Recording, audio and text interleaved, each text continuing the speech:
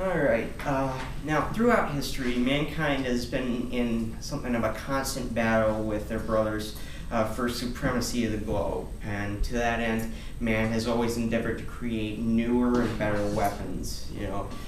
We go from clubs to swords, swords to guns, guns to bigger guns. And they were always invented as means to exact loyalty. It follows the, a simple idea. I have something you don't, do what I say, or I'm going to use it. Simple enough idea. And that trend has continued throughout the entirety of history, through war and peacetime alike. Even when we didn't need weapons, we've always been inventing newer and greater things. I mean, there were complete bases out in the deserts of the U.S. that have been endeavoring to create newer and better bombs, aviation, and the like. And that continued throughout history. And then one major event in this, in 1945, near what would be the end of World War II, top government officials were brought together to experiment with a new type of energy in the hopes of ending the war just outright. And those men made up the Manhattan Project. And the energy they harnessed, nuclear energy, finally came to fruition on July 6, 1945, with the detonation of the first atomic explosion.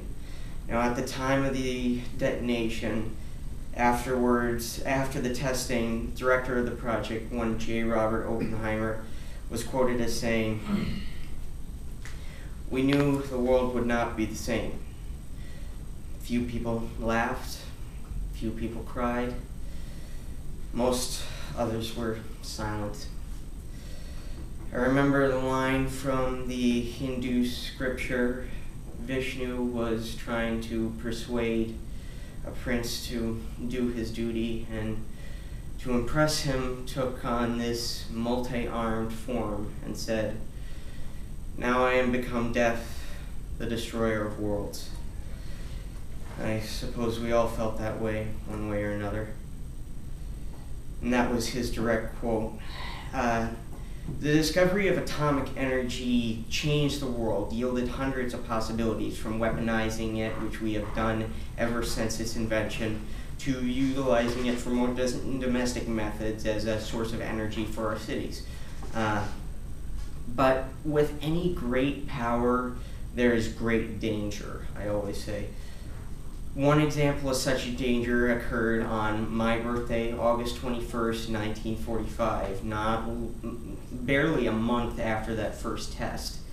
And that date also happens to be, it was just a mere 47 years later. I was born in, and as I connect the two through this speech here, I'm hoping to explain to you the historical usage of nuclear power, the exact cause of the accident that occurred on my birthday, and show examples of others that follow, and give my own insights as to how atomic power, for all its betterment towards mankind, has, in my mind, caused more harm than good.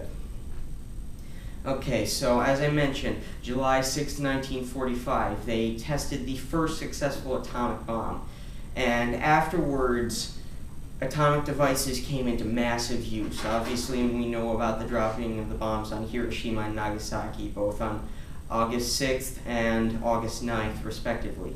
Now these dates, again, come before the accident I'm going to mention later, just a few days before the accident, and they were the only time that these weapons have ever been used offensively in any battle on the planet. And we know now, and obviously we know the reason why that's happened, because we know now the destructive potential these things have, and we knew then too before we dropped them. But at the time, it was the most logical option to end the war quickly. The amount of deaths that was caused by the bombs, Japanese casualties I should say, would have equaled or been exceeded by the amount of casualties our side would have lost had an invasion of Japan occurred. Now, I'm not usually one to condone violence, and nor am I in this situation. I do believe that at the time it was the best idea to have. It was the best decision to make to stem the loss of life. However, I do believe the one main reason that it was pushed through and that these events occurred was that nobody had the courage to stand up and say, we've seen the destructive potential of these. This is something that no human being should ever face. It's hard to explain, but afterwards we started stockpiling bomb after bomb after bomb, and somewhere along the line, allies who became enemies, the Russians, somehow acquired designs for our atomic weapons. Most agree it was through industrial espionage, although that has yet to be truly confirmed, although it's generally accepted. And Soviets began stockpiling against us, which was the basis of the Cold War. You know, we each had the most powerful weapons in existence, and we were not willing to give up our nuclear supremacy for any reason. Now, this all led into one of the biggest conflicts of all time during the Cold War, one that could have very well ended the world itself, the Cuban Missile Crisis during 1962. Satellite imagery had discovered that the Cubans were stockpiling Soviet weapons, and we came to a standstill, America and Cuba, on total disarmament. And we came very close to ending the war through just, a single touch of a button. Thankfully, however, we were able to avert disaster. And in my mind, the only reason we were able to avert such a disaster is because we had such a charismatic and brave and strong-willed leader as President John F. Kennedy. Now, this is just an example of, nuclear weapons in use, and even though they've only been used twice offensively. This is an idea of what the power can do if you weaponize it, You can come into arguments with anybody. But even without nuclear bombs, as long as there is the power of nuclear energy, there is still danger. Now, this goes into my next topic, a little something called the Demon Core. It was a plutonium core weighed about 6.2 kilograms.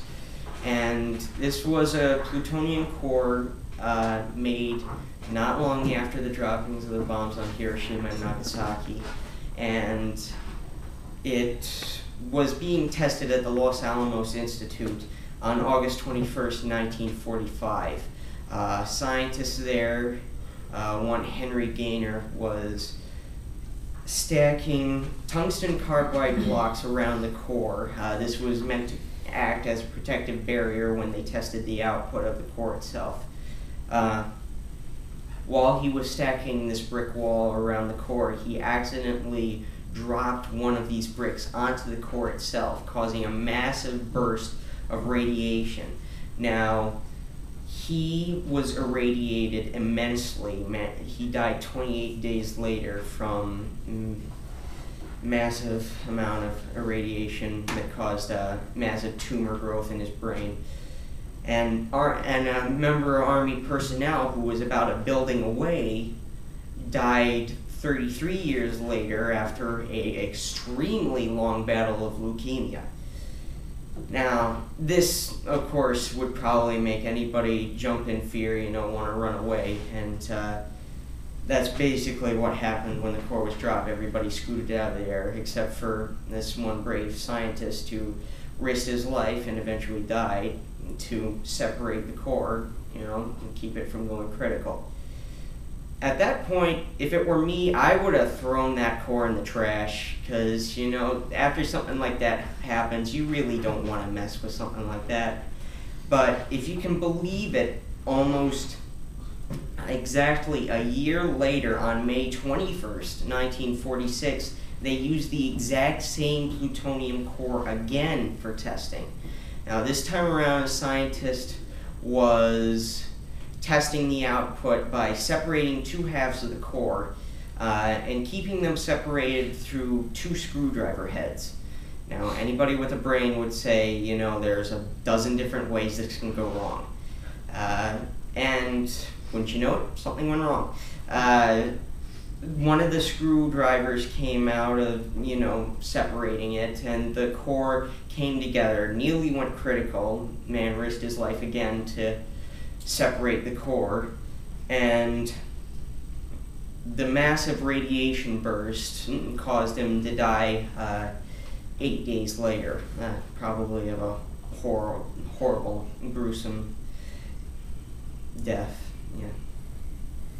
But the one thing that was interesting about it, after being pushed to near criticality twice, this core actually gave a larger output from a plutonium bomb explosion than any other core to date at that point. Now, of course, our hydrogen bombs today put out a larger output than that, but the idea of pushing a bomb to supercriticality create, you know, bigger explosion was an interesting idea. However, I doubt anything like that will ever be tried again, because even if the bomb is never used offensively, the loss of life in trying to push a core to supercriticality would just be too great. And now, I don't know what you're all saying, you know, this is happening, you know, on the other side of the country. How does this affect me? You know, things are much safer now. I mean, that was the 1940s. This is 2011. I mean, things are much safer, right? Wrong. Recent developments have shown that, if anything, people should probably be more afraid. Now, obviously, you know, with the testing of hydrogen bombs, you know, we have even more dangerous weapons at our disposal, and those can cause even greater harm. And obviously, again, we have not used a nuclear weapon offensively since 1945, so really we've been sitting on a stockpile of thousands upon thousands of bombs. How safe does that make you feel? Tell me about that. But of course, the one major danger that affects the common man today is the use of nuclear power as an energy source for our cities. Now, nuclear power, for the most part, is a clean energy source for most cities. It is nowhere near safe, though, as shown by the Japan 2011 Tohoku earthquake tsunami combo. I mean, we're talking big here. 10-mile-high tsunamis, 9.0 on the Richter scale for an earthquake. Something's definitely going to go wrong. And a reactor in Fukushima was in serious danger during the aftermath of the earthquake. We had all sorts of things going on. We had hydrogen reactor explosions caused off, you know, by venting steam out of the reactors in order to keep everything cool. And these explosions were blowing roofs off the buildings, you know, walls were falling apart. It was major pandemonium, and military forces were on standby to just, you know, take care of business if need be, if things got out of hand. Thankfully, however, the concrete containment units for the reactors barely held after the earthquake. They remained steady after the earthquake, but I mean, we were this close to having a nuclear meltdown. And this is a good way of showing that even with all our advancements today, that there is still danger. I mean, as long as the technology changes, dangers must change as well. You know, we have to keep finding ways to up the ante, as it were, in order to keep ourselves safe. You know, make safer and safer systems in order to make the last ones obsolete. In conclusion, while it may be true, though, that we come far since the dawn of the nuclear age, we are not any safer, because man at his core has not changed from his early days of life on this planet. For in my mind, above all else, man desires control over his life, his environment, and the world he lives in. Now, if the Cold War itself is any indication, tension can be caused by opposition, and the next go around we might not be so lucky. I mean, we came this close to nuclear war. And so in my personal opinion, I feel we should all strive to live for ourselves, not to try and force our way of life, our ideals upon others by any means, whether it's just simple suggestion of opinion, persuasion, or by force. After all, around the world we may be of different nationalities, religions, ideologies, but at our core we're all human. And as John F. Kennedy so rightly put it in the aftermath of the Cuban Missile Crisis, we all inhabit this small planet. We all breathe the same air. We all cherish our children's future. And we are all mortal. Thank you.